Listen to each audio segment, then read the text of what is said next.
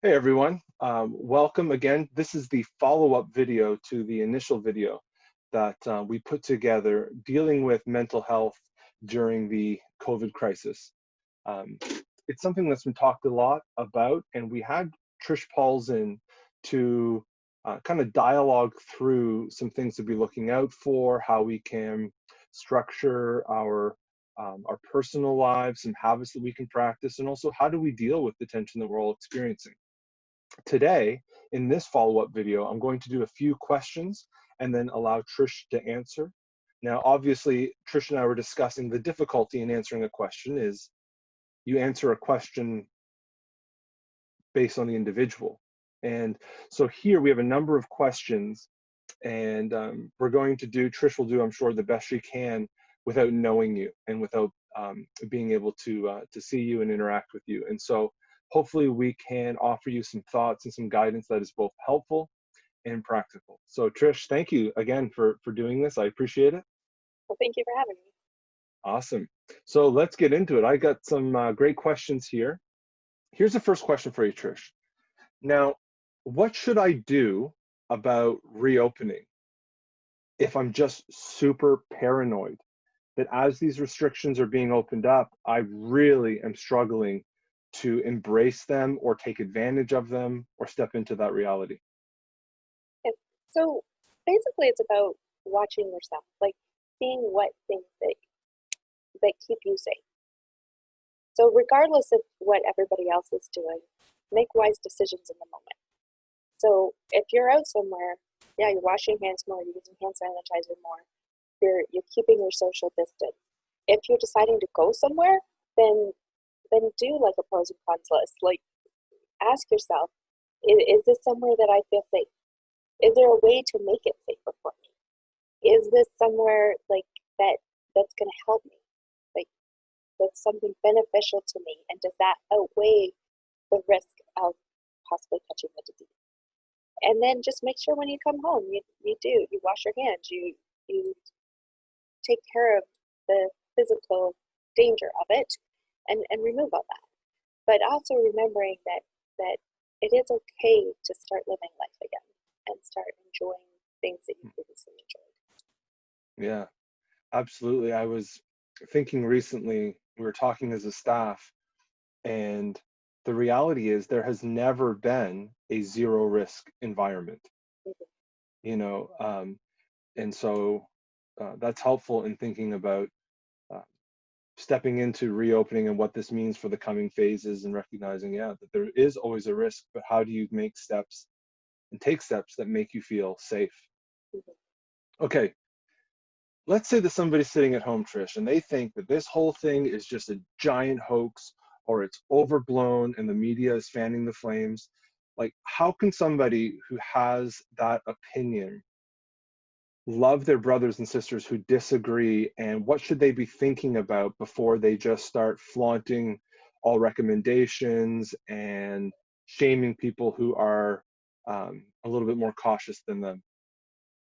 I think that question can go the other way too, because I've run into both. I've run into people that are very much that this is just a hoax, that this is a government conspiracy and things like that. But I've also run into the other side where um, it's overly cautious, and both sides are running into each other and clashing.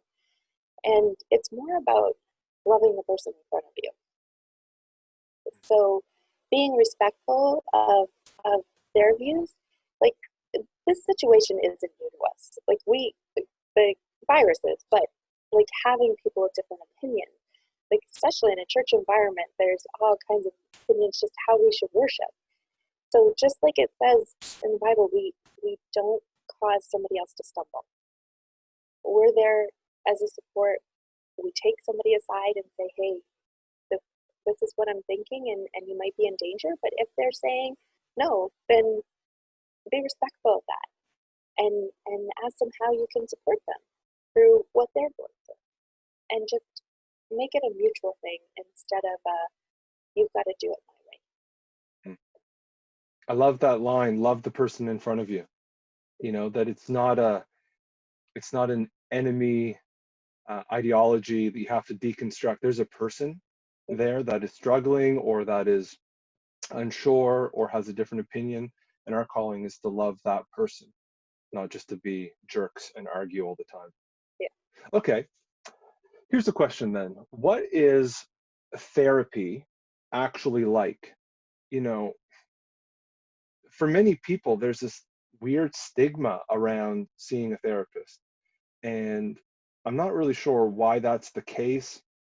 It's highly recommended. I know that. I've done it personally and found it super beneficial. Um, but what if somebody has never stepped into this realm before? What if they don't even know why they want to talk? Is what they share with you private? Well, just flesh that out for us a little bit. What does this look like in real life? Yeah, that's a great question. Um, I was told once by somebody I was working with that therapists should never tell somebody what therapy is like because we don't ever say how wonderful it is from their point of view. Um, Basically, therapy, if you're doing online, it's going to look almost like this. Like we're just chatting back and forth and finding things out. When you come into the office, we have like nice comfortable chairs to sit in, and it's a conversation. The very first session feels more like an interview type of thing because we're trying to find out as much information as possible about you and the whole you.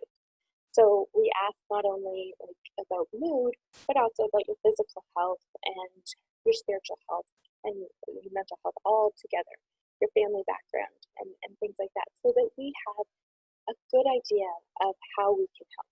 And then we take that information with a plan, and then we help you through that. Everything that somebody says is confidential. It is kept between you and your therapist.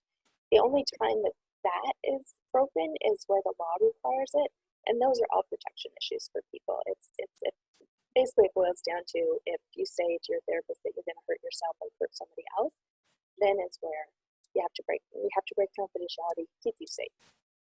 And so it really turns into it's a relationship where we're just getting you to the goals that you have and the life you want to live. Oh, that's great. Now, let's say that somebody is watched our first video and they've had a history of mental health struggles, um, and yet they're finding that during this season, they haven't really been experiencing fear or anxiety. Are they missing something? Are they in denial? You know, the individual last say, I know that a lot of people are struggling, and almost like I expected myself to. What if I'm not? How do I navigate through that? So it's it's not it's also a problem to worry about being worried. So part of it is like the last video and stuff, we're trying to reach the majority of people. There's going to be people on either spectrum. People who, at the end of this, who might end up with some severe mental health problems like agoraphobia or germophobia, where they can't function in life. But there's also people at the other spectrum where they didn't have problems. I actually found that a lot of people who struggled with mental health before this and had received help found the social isolation and everything very easy for them because they already had the coping skills to know how to deal with it. Mm. So they already learned those skills, and once you have them, it's whatever situation comes up in your life, you just pull those skills back out and you're able to navigate it better. So don't worry that you're in denial or afraid of that you're just not handling it right. You might not be. It might just be okay. So that's what I give that encouragement to. Yeah, that's great. I appreciate that, Trish. That's good. Now, let's talk about the elephant in the room, which is my spouse, my child, my friend. What should I do if I think that somebody that I know that I love really needs to go see a therapist? How do I help them take that step without just nagging them or um, unduly pressuring them into getting help? Oftentimes when we're really worried about something, these conversations don't go well because they're in a moment of anger, they're in a moment of fear, and so they're just, you need to go get some help. The best way to deal with it when you have a loved one that you're worried about is arrange a time with them and sit down with them and come prepared and say, hey, I love you. And these are the things that are worrying me. These are the things that are concerning me. And let them know what you're seeing. And then say, I would really like to help you be able to get some help. And even come prepared with a name or something. And you say, this is a therapist you can go see. Or offer to take them to their family doctor for a referral from them. It's more about staying there and letting them know, I love you. And then listening to them and seeing what they're saying. If somebody is ready for help, they will reach out to that support and they will hold on to it and they will go, yeah. And they might even say, hey, I'll go, but can you come with me? Which do that, like any type of support like that, just whatever you need, whatever they need to help, just do that.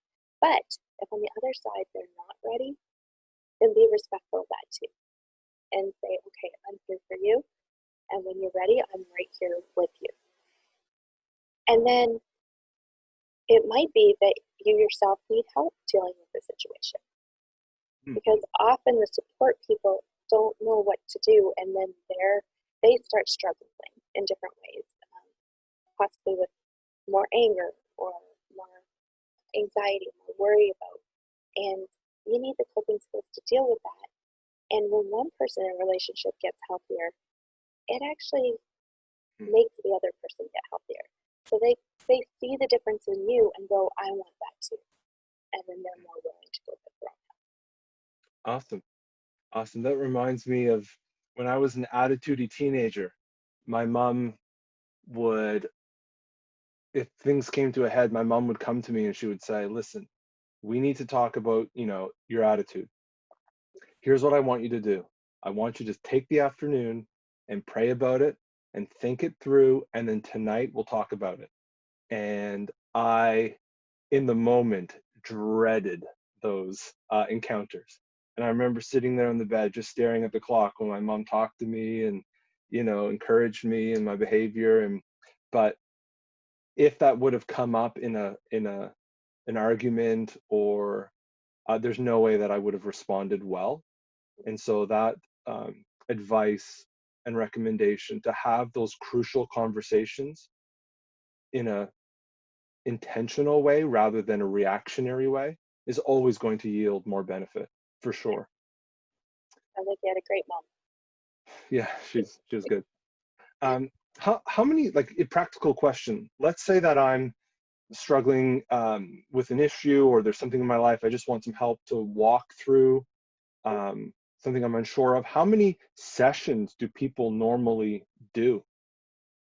I would say there is no normal, because therapy is really about the individual.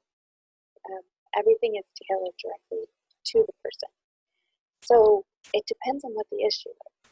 It depends on how quickly you move through things and can process things. So I'm just going to kind of tell a range, because I've seen people for 2 to 3 sessions where they just need a quick little different, like looking at something a little bit different, and they're able to take that and go. Other people, it's been a couple of years because they're really struggling through some serious life issues. On average, I would say it's probably about 10 to 15 sessions that most people need. Okay. Trish, I know that sometimes people probably hear about therapy, or they're watching this kind of video and they think, I'm actually too messed up to really, like, if Trish only knew, like, I experience this all the time. People will come to me and they think that I've never heard somebody struggle with this particular issue or this sin in my context. Basically, my question is there anything that somebody would share that you would just say, oh, you're just a weirdo, or oh, that's just, you're beyond hope, or something like that? I feel for people who carry a weight or a burden and feel like they could never share it and they never get help.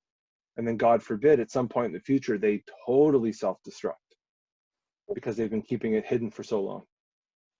Yeah. I would say that a majority of people feel that way.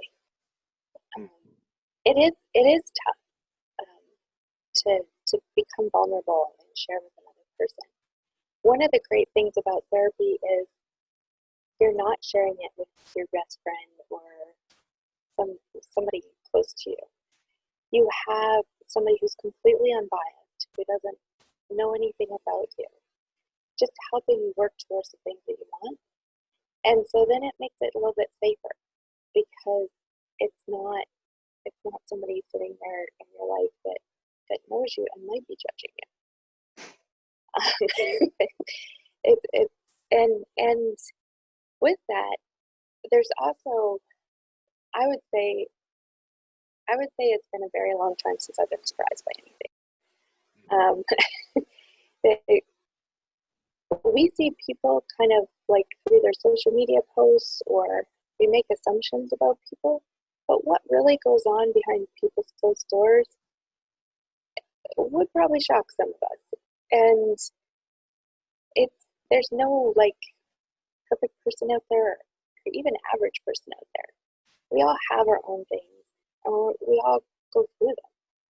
And it's just a matter of what's the best way to help you through it, instead of you just remaining in the pain. And so, yeah, I completely understand. I actually wish there was some way that the first session wasn't one that I have to gather a lot of information, because the first session is awkward, like for everybody. Like you're meeting a new person, you're meeting a stranger, most likely, and you're coming in and you're like bearing your soul and telling them about every aspect of your life. Yes, that's hard. And I work very hard to make sure people who come in feel supportive and feel like they're expected, no matter what happens or comes out of their mouth. Because we all have things, and we can get through them, and it can be okay. Yeah, and my encouragement would be, if somebody's watching this and you are struggling, or you have some destructive habits in your life, whether that be, in the areas of your sexuality, and if it's the issue of substance abuse, if it's the issue of depression, suicidal thoughts, don't be ashamed. Come forward and get the help so you can actually find freedom, rather than constantly trying to keep it under wraps, because more often than not, people aren't particularly successful, and it bubbles up in even more destructive ways. And it breaks my heart, even in the church context, when you hear about issues that have been going on for years, and I think, why didn't you just reach out? It's because of shame oftentimes, and people feel that shame. And so both Trish, you as a therapist, me as a pastor, I would affirm what you said earlier, that it's been a long time since I've been surprised. And I just want to see people grow through these issues and find freedom to live the life that God has invited them and called them to live, and to find their freedom in Him. So yeah, I appreciate that. And I would say probably somebody who's really struggling doesn't even understand that word right now. So part of it is that being with a therapist, they can actually hold that hope. Like I've worked with so many people through so many things that I've seen the freedom at the end. I've seen the joy that comes and all that. But somebody coming in who's never experienced that, it's okay, because you don't have to believe it because you've never experienced it. But I can hold the hope for somebody. I can be the one that believes in it until they're ready to have that back, and they're really ready to accept that there is something better at the end. Awesome. Well, that's great, Trish. I appreciate you again taking the time out of your busy practice. We were discussing before we began recording about how busy things are now, and that's terrific. And I, again, just say thank you, and we appreciate both you and John and are thankful that you took this time to help us as we navigate through mental health in the COVID crisis. So thank you, Trish. You're welcome. Thank you for having All me. right, my pleasure.